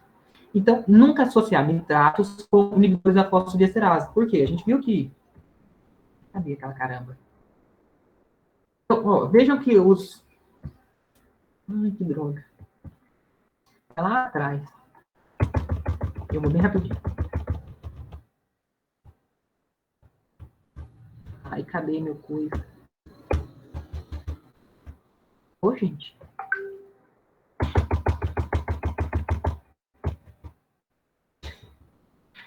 Aqui vai demais, senão ele vai de menos. Ué, cadê um negócio? Aquela hora a gente não tinha visto uma fosfodiesterase? Por aqui? Aqui, ó. Vamos lá. Nunca associar com o inibidor da fosfodiesterase 3. Por quê? Inibidor da fosfodiesterase 3 fazem...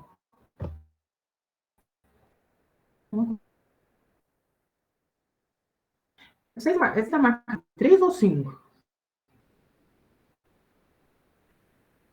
3, né? Eu imaginei que isso aqui estava errado.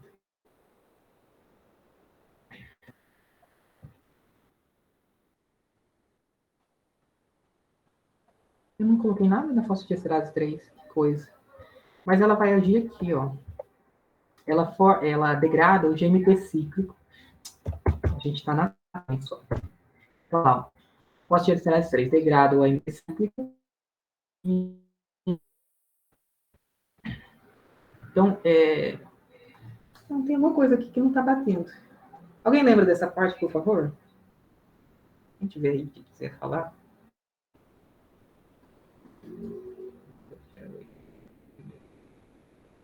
Tem uma coisa aqui que não está batendo. Então, depois a gente vê. E 2 a fosfodiesterase 3, GMP cíclico.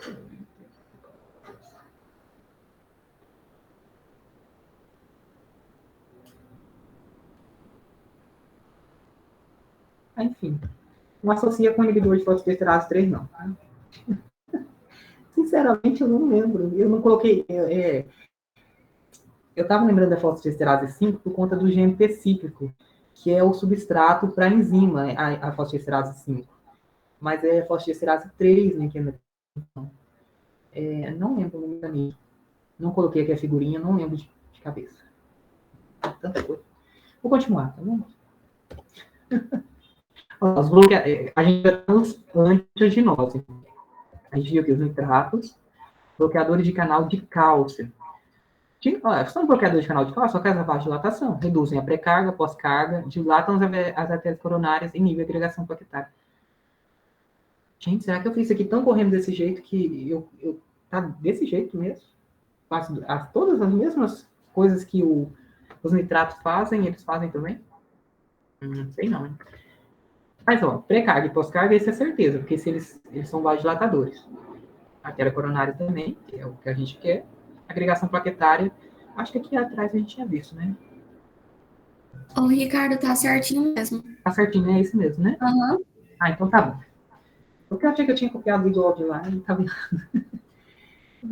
Então, veja, aqui a gente vai utilizar o verapamil de otiazem, que vão agir mais a nível do coração. Então, são bloqueadores de canal de cálcio que vão agir no coração. Verapamil de otiazem diminuem a frequência cardíaca e a contratilidade, o efeito crono-hidromotrópico negativo. Certo? A frequência cardíaca tem a ver com cálcio também, né? A contratilidade, tudo a ver com cálcio. Então, verapamil de etiazem, eles podem produzir bloqueio atrioventricular em pacientes usando beta-bloqueadores.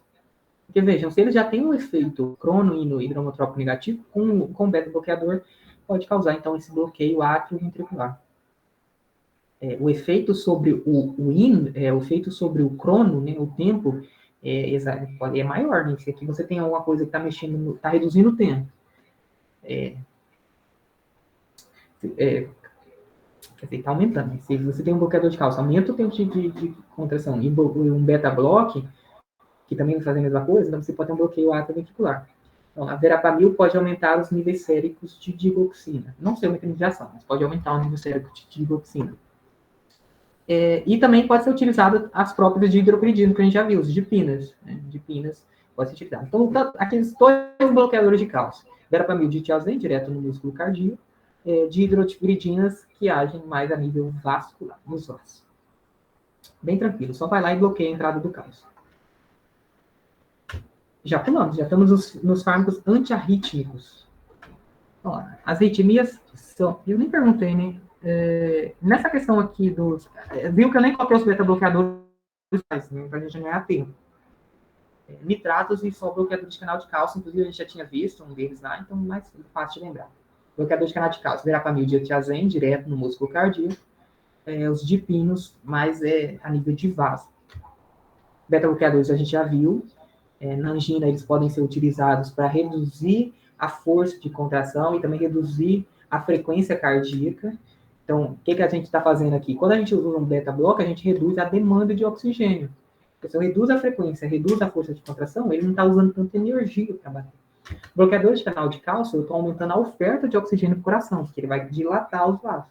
E os nitratos é a mesma coisa, eu também estou aumentando a oferta de oxigênio para o coração, dilatando os vasos. E os mais importantes que eu quero, dilatação das artérias coronarianas, essas que irrigam o próprio coração. Tudo bem aqui nos antiaginoses? Podemos ir para o próximo? Então, vamos lá. O penúltimo, né? Antiarrítmicos. As arritmias são consequências dos distúrbios na formação dos pulsos ou distúrbios na condução ou ambos. Então, tá mexendo na frequência cardíaca. Lembre-se sempre, sempre, sempre. A gente está trabalhando tudo aqui com aquela equação. Eu vou falar pressão atmosférica. Pressão arterial é igual débito cardíaco vezes resistência vascular periférica. Se eu estou mexendo na frequência cardíaca, vejam que as arritmias, elas podem ser tanto taquicardias como bradicardias. Então, se eu tenho uma taquicardia, por exemplo, eu estou mexendo aqui, estou aumentando a frequência cardíaca. Se eu sei frequência cardíaca vezes volume sistólico é o que me dá o débito cardíaco, se eu estou aumentando a frequência, eu estou aumentando o débito, se eu estou aumentando o débito, eu estou aumentando a pressão. Então, vejam, tudo é um raciocínio só com base naquela forma e no conhecimento na forma do débito cardíaco também. Olha lá. Diversas causas para arritmias antiarrítmicos, eles podem causar bradicardia, olha lá, bradicardia, redução na contratilidade cardíaca, hipotensão e efeitos pró-arrítmicos. Certo? Então, é contraintuitivo a gente pensar que um antiarrítmico tem efeito pró-arrítmico. Mais pra frente a gente pode ver melhor essa questão. A classificação, né, dos antiaginoses, né, de classe 1, 2, 3 e 4. Aqui do outro lado eu separei nas classes. Então, a arritmia significa alteração no ritmo normal do coração, que a gente chama de ritmo sinusal. Então, o ritmo sinusal é o ritmo normal do coração, produzindo ou a frequência cardíaca rápida, taquicardia, lenta, bradicardia, ou irregular. O que a gente tem o objetivo? Normalizar a frequência cardíaca. Antiarrítmicos, eles querem normalizar a frequência cardíaca. Vamos lá ver como é que a gente faz isso. Os de classe 1 são os beta... Isso aqui, que coisa, né? Eu copiei de um slide e não apaguei tudo. Beta-queadores, nada a ver. Bloqueadores de canal de sódio. Bloqueador de canal de sódio. O que a gente está mexendo? No potencial de ação cardíaco. Então, lembre-se sempre do potencial de ação cardíaco. É um pouco parecido com o que acontece no restante, né? Mas ele tem essa questão do platô, né? Chamado de período refratário, que é justamente para dar o tempo. Né? Um tempo, porque é um batimento. Vamos lá. Bloqueadores de canal de sódio. Quem são eles?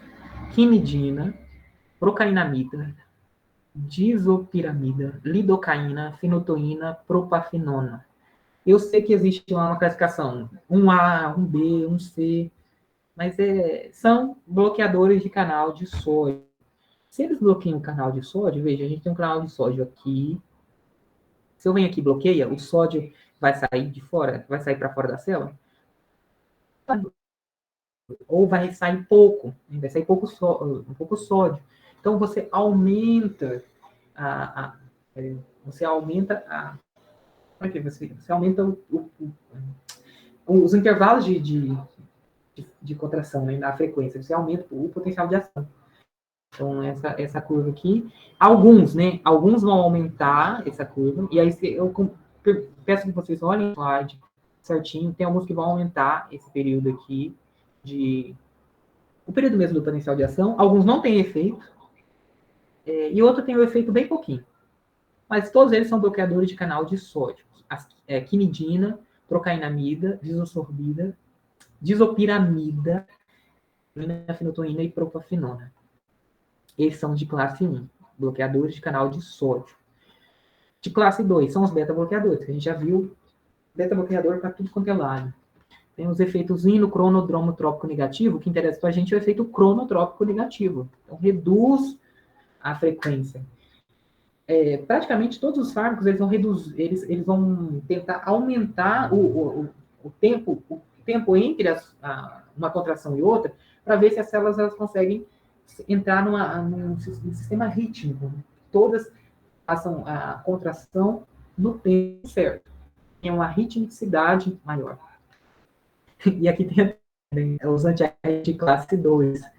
Então, lá, o propanolol, metoprolol, esmolol, sotalol, nadolol. Então, todos eles vão ser utilizados.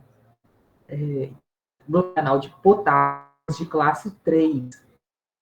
Então, almildarona, betrílio, sotalol. É o sotalol que está aqui também, né? Beta-bloqueador, mas também classe 3, é um bloqueador de canal de potássio. Porque o potássio, ele está entrando aqui nessa parte, e também ele começa a entrar no período de repolarização e continua, então, na fase 2 e na fase 3. Se eu venho aqui bloqueio a entrada do canal do potássio, ou eu bloqueio, significa não tem como bloquear tudo, mas eu reduzo um pouco, eu reduzo o mínimo que eu posso.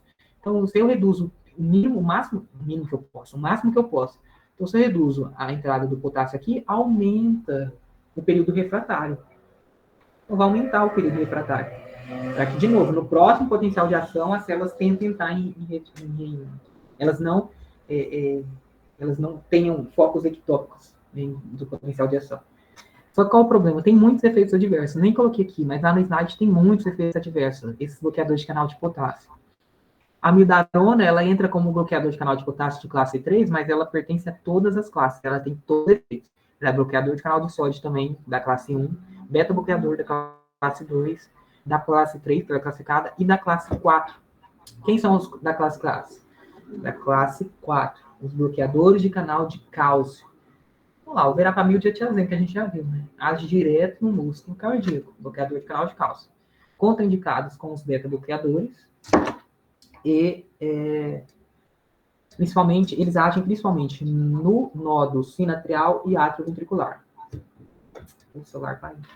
Então, ó, outras opções terapêuticas seriam a ablação por catéter, justamente que é um foco ectópico que está disparando um potencial de ação ali que não deveria, ou um cardioversor desfibrilador implantável, né, que vai, como ele é um cardioversor, é um desfibrilador. Então, ele, quando começa a arritmia, ele percebe, ele dá um choque mesmo no coração. É um choque para tentar colocar todas as células no mesmo time, no mesmo ponto, para que elas, de novo, aumentem a ritmicidade e não tem o coração, não começa a potencial de ação para tudo quanto é lado e começa a aumenta a frequência. Geralmente, os antiarrítmicos, eles são para ataque cardíaco, o coração, a frequência cardíaca está muito alta. O que acontece? A frequência cardíaca, ela aumenta tanto. O que acontece?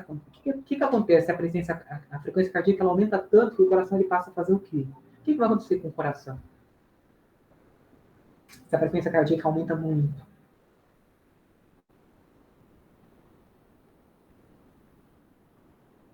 Alô?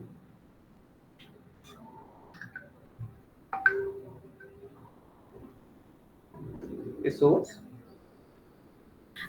É aquele negócio que o professor fala que como ele, tipo assim, ele tá batendo muito rápido, vamos dizer assim, a cisto de ácido, ele tá muito rápido, aí ele começa, os compartimentos começam a ficar menores? Ou não? Eu não estou sabendo as Essa questão do... Eu entendi o que você quis dizer. Você quer dizer assim, que o fluxo piora, né? Porque como ele está batendo muito rápido, não dá tempo dele encher, né, de sangue. É mais ou menos isso, né? Isso também. E também porque como, tipo assim, é um músculo, né? Então, tipo, ele hipertrofia, essa palavra. Ah, sim, Também, não é? Tem a hipertrofia, perfeito. Então, duas coisas que você trouxe aí, interessante você ter lembrado dela. A hipertrofia cardíaca que pode acontecer e você diminui a fração de ejeção, né, no momento de taquicardia. Mas eu quero dizer assim, tem uma sequência, assim, mais ou menos, que a gente faz. Tem a ritmo normal, ritmo sinusal, tem ataque cardíaco, o coração está acelerado, mas ataque cardíaco pode ser tanto que o coração ele evolui para um outro estado. E esse estado que eu queria que você se recordasse, não sei se você se lembra dele, a gente chama... Como a gente chama ele? Você lembra?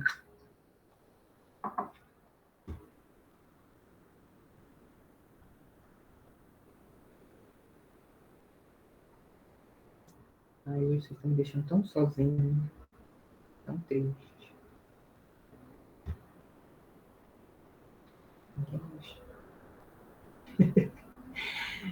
A gente chama de...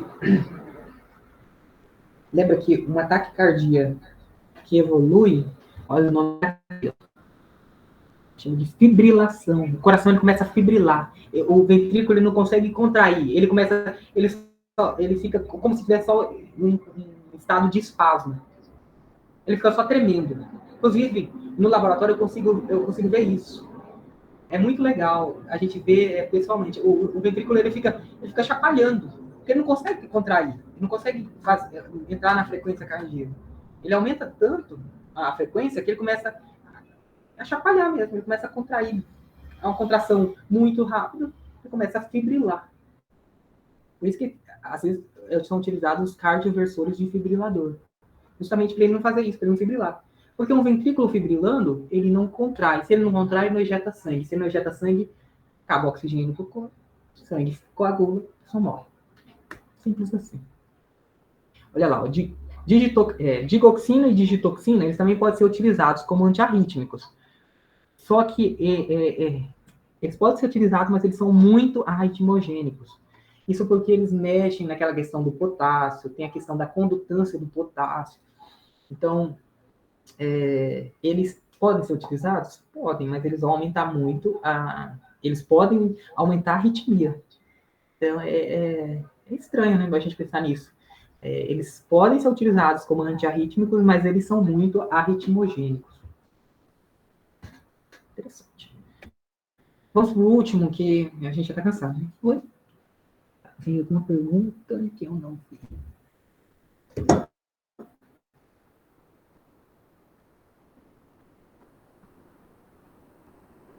Essa questão da fibrilação, você fala?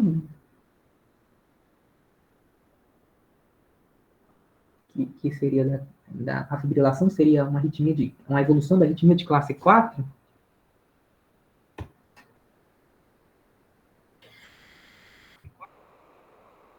Na verdade, aqui qualquer um poderia evoluir. A classificação em classe 1 como que se dá essa arritmia. Se é uma arritmia que precisa de um esforço, se é uma arritmia que é repouso, e o coração começa a acelerar. Então, é esse tipo de classificação que é. Agora, a fibrilação pode acontecer em qualquer um, porque a taquicardia ela pode evoluir com a fibrilação. Então, pode acontecer em qualquer classe. Posso estar lá em repouso, que é uma classificação, né? Posso estar lá em repouso. Eu não lembro realmente como é que é a classe do repouso. Mas posso estar lá em repouso, começa um ataque cardíaco que evolui com uma fibrilação? Pode ser de classe 4, que evolui com a fibrilação? Pode.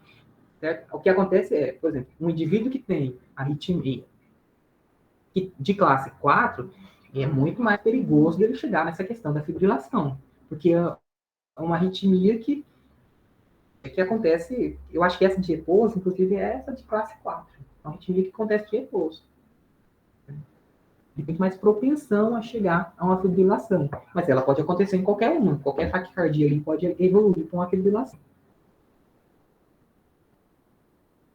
certo? Vamos ver os últimos, que na verdade, que a gente já está... Tempo demais. Olha lá. Então, epidemia patológica de colesterol ou triglicerídeos, e eles podem ser primários, se hereditário, hiperlipidemia primária, ou hiperlipidemia secundária. Então, por exemplo, um fator de epidemia, a gente sabe, colesterol, diabetes, na verdade, né? Diabetes, outros problemas metabólicos que podem levar a hiperlipidemias. Então, a gente tem as lipoproteínas, que são importantes para o transporte de colesterol.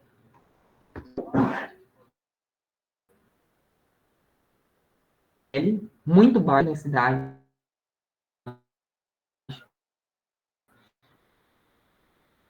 Alta densidade. A densidade é da lipoproteína.